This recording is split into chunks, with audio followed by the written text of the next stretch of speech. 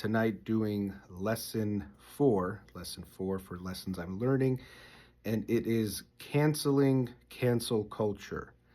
Canceling cancel culture.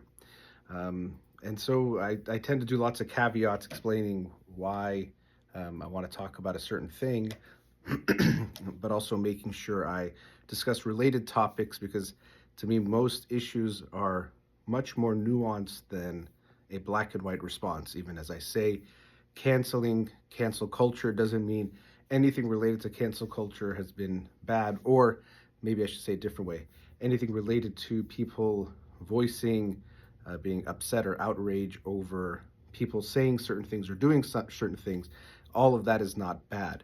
I definitely think we are seeing positive movements towards trying to at least reduce and move towards eliminating different types of prejudices that exist in the world, from racism, sexism, heterosexism, ableism, and I think that is a good thing. I think unfortunately what happens is people feel that they have to be on one side or the other. Either you are, a social justice warrior fighting for certain things, or you're against wokeness and all of that. And I don't think these conversations are ever that simple and binary.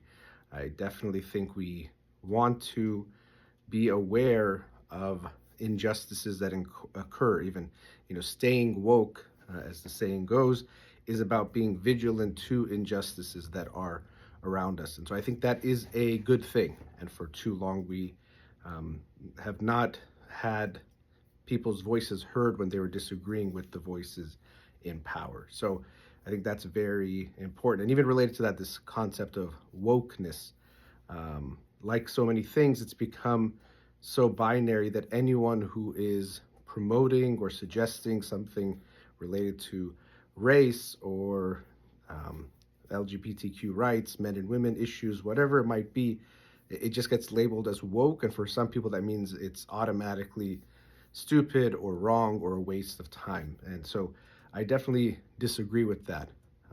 Does that mean that people don't get, too woke or go too far? Absolutely. And that's a big part of what this lesson is going to be about, is these things going too far. And as it often is, almost any movement will have, even if the values driving it are good, will have people that will take it too far and go too extreme.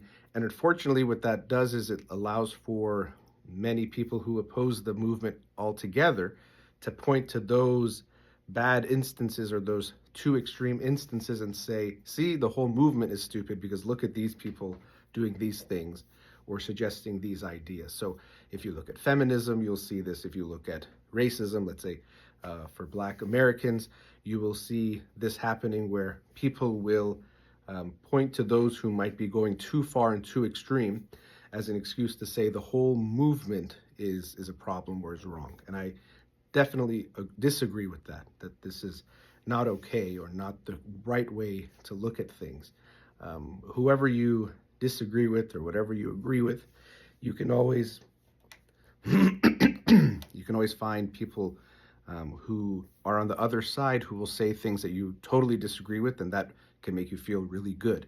And this relates to actually some other lessons that I'll talk about as well. So for me, it's very important to make this point clear that although I'm going to get more into cancel culture itself in this lesson, I very much am in favor of many of the movements, many of the values that might drive or might be underneath some of these type of movements that go too far, or people have taken too far, because I think those are very important things.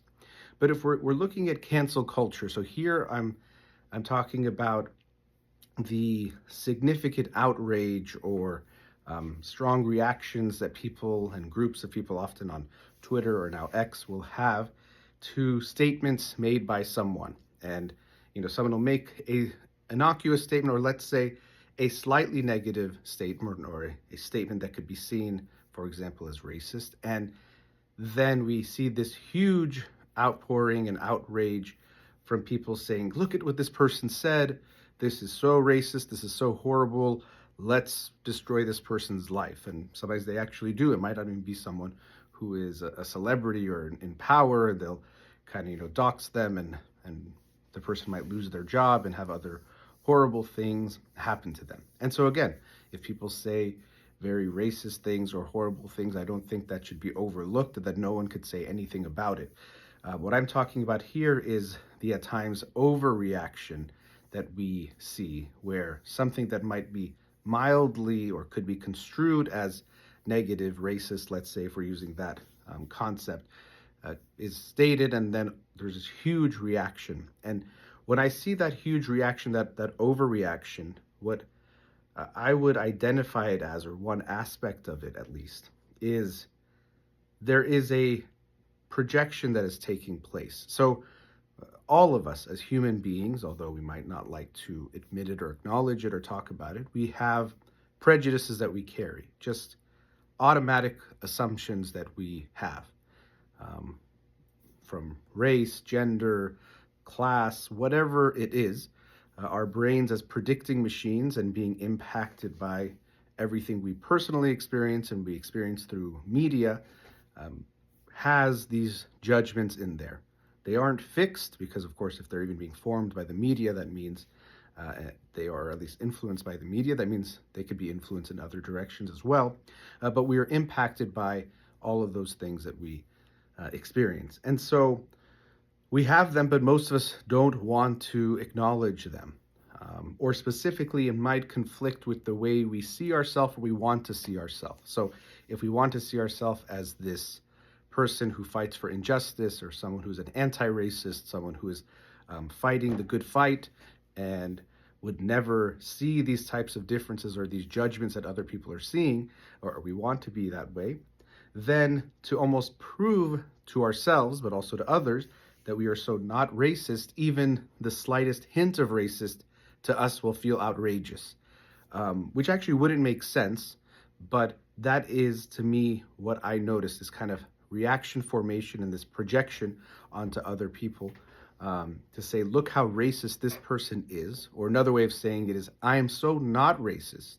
I am so on the right side of things here that even something that you might think is mildly racist, to me is outrageous. It's unacceptable. And to me, this person even deserves to be destroyed because that's how not racist I am. And so to me, these are, we talk about virtue signaling, and I'll talk about that in different lessons, what that can mean, because we are regularly virtue signaling, and it's not just in one direction, let's say in this cancel culture type of a direction. But when we virtue signal, it's trying to say, look how good I am, look how on the right side I am, that this would seem outrageous to me. And then it gains momentum. Other people want to be seen that way, and to feel that way, and for people to see them that way, and so they'll hop on board. We also do have this tendency that it can feel good to tear people down, unfortunately.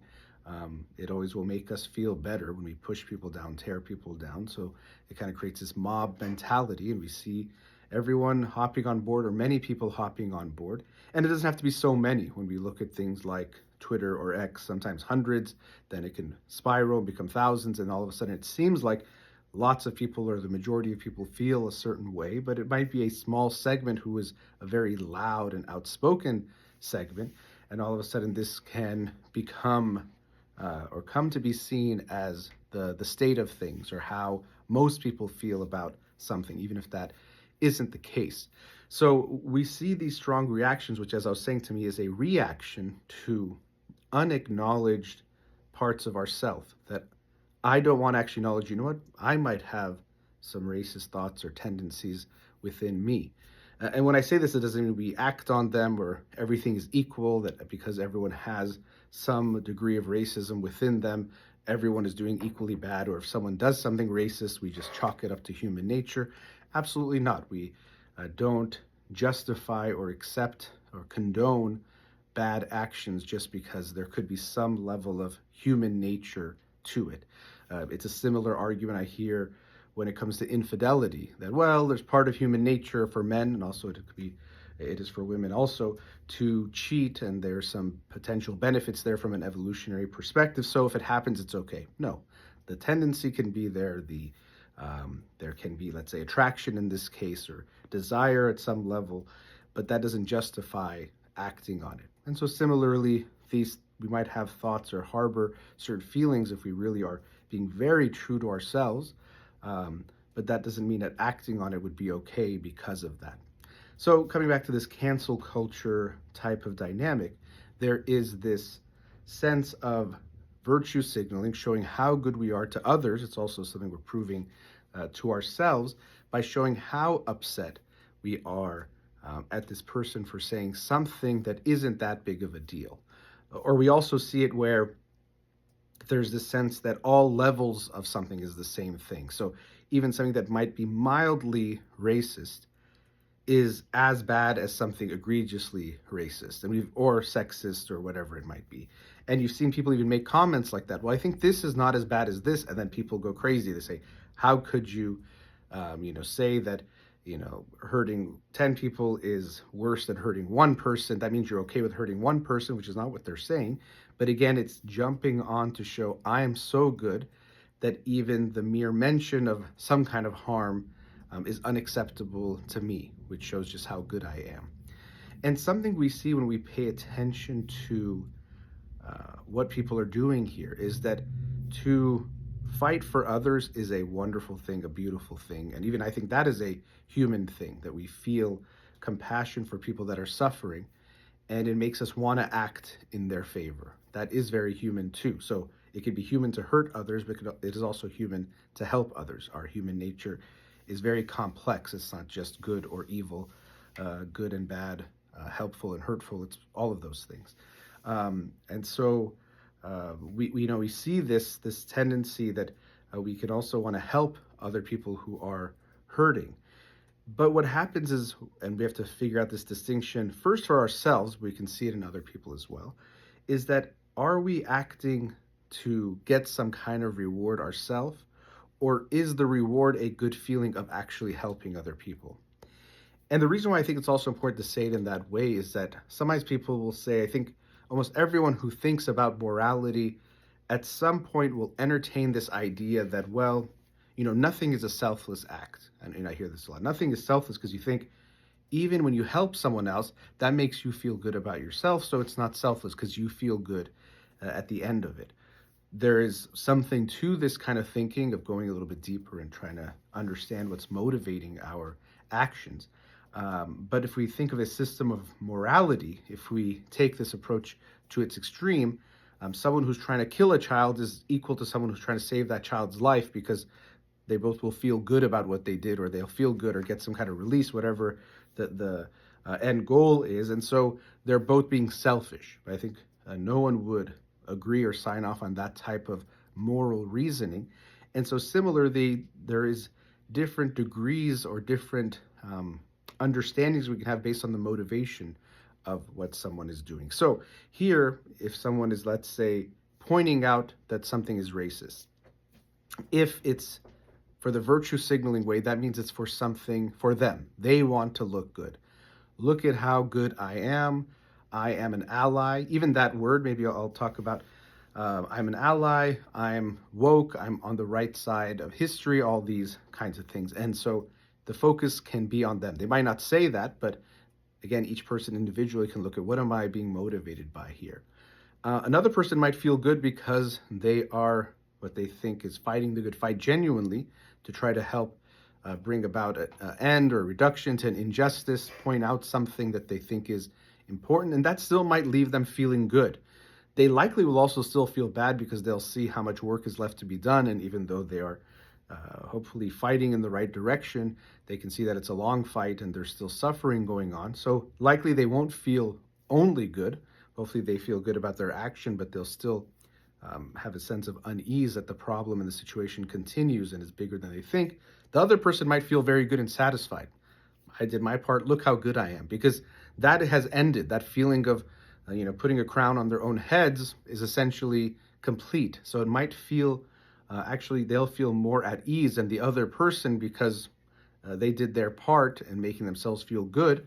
they have achieved this status of ally, and now they can, end their kind of, keyboard warrior mission and feel good about themselves.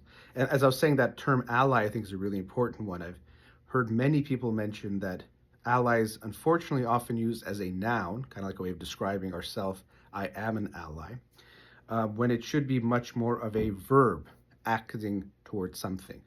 And it might seem like just semantics or grammar that we're talking about here, but there is a big difference between I am an ally and now I have this achievement and I'm done and I feel good about myself. That's the noun way of using it. Or I'm an ally, mean I'm actively and continuously working towards something. Your job isn't finished because likely an injustice you are trying to help or fight or be in favor of the oppressed group isn't going to be done overnight. So, we could say, oh, I'm an ally. I get it. And sometimes you can say that, but more your focus should be on allyship as a behavior or action or continuous action. It's not just something that you've now achieved it. But if you hear that within yourself or others, that should ring more of the other type of virtue signaling I was talking about. It's more about ourselves. It's that I want people to know I'm good. Hey, I'm an ally. Give me that label, give me that marker, and let me feel good about that. And I know sometimes people wear a shirt that says ally to make people feel safe, and there's things you can do that might seem different from that. But the point is still the same, that we have to be very aware of what are my own intentions. So as I'm saying this, I know it can be used as ammunition to call out other people, and I can get that, and I'm, of course, doing that at some level on a societal level. But I hope we'll all think more about ourselves. And we've all probably been caught up on some aspect of cancel culture, even if it's just observing it. And I think it is important for us to think through a little bit more what's going on here. And so, as I was saying, this sense that we often cancel people for having some kind of thought or belief that we might harbor some level within ourselves is something I think very important to consider. So in that way, I'd like for us to cancel culture, because there is this notion that we don't actually get to the roots of what's going on and often focus on tearing someone down, making us feel like, and almost it's like we're tearing that person down, makes us feel like we're tearing down the problem, but we're not. Just attacking one person, and especially attacking them in a disproportionate kind of a way, isn't going to help fight racism, sexism, or whatever it might be. And if we pay attention to our motivation, often in those cases, we are motivated much more by feeling good than actually doing good or doing good actions. So that's lesson 4, cancel culture.